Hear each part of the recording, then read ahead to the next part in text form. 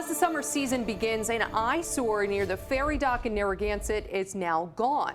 The fate of a vacant motel had been part of a legal fight. So what's there now? How much did this cost the taxpayers to get rid of the old Lighthouse Inn? Here's NBC 10 I-Team reporter Brian Crandall.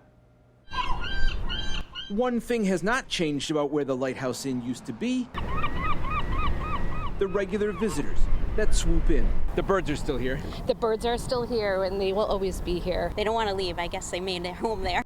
But the view here in Galilee has changed. It's now an open green space, a little park that the state paid a little under $250,000 to landscape. That's after the Rhode Island Department of Environmental Management agreed to pay most of the $1.3 million contract to knock down what was here before.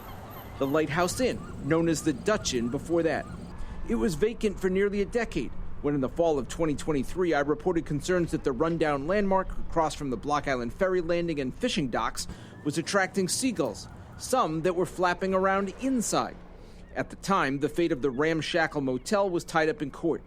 DEM owns the property, but leased it to a joint venture company between major developers Paolino and Procashanti to run a parking lot on the site. Little more than a month after my report in 2023, the two sides agreed on a demolition plan. The building met the wrecking ball last spring. Judy Simonini grew up in Narragansett. I mean, nostalgically, it was always a place that you always remembered, but now, change happens. And what you see here now took shape in the fall. Honestly, I think it's beautiful. I think it's nice to have a park here. There's so much industrial going on and touristy stuff, so it's nice to have a place to sit and reflect. Grass, 18 trees, a cement walkway lined with nautical-themed posts and rope, 4 benches, some mulch plantings and rocks, a concrete pad with plans there for picnic tables. I think it looks really nice. It's a lot better than the eyesore that was there previously. But it may not be permanent. DEM notes in its statement to me, while it's maintained as an open space now, that, quote, may be reevaluated in the future.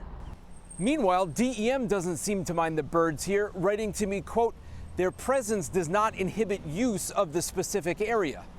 The seagulls have added their own white decorations. That's free of charge. In Narragansett, Brian Crandall, NBC 10 News.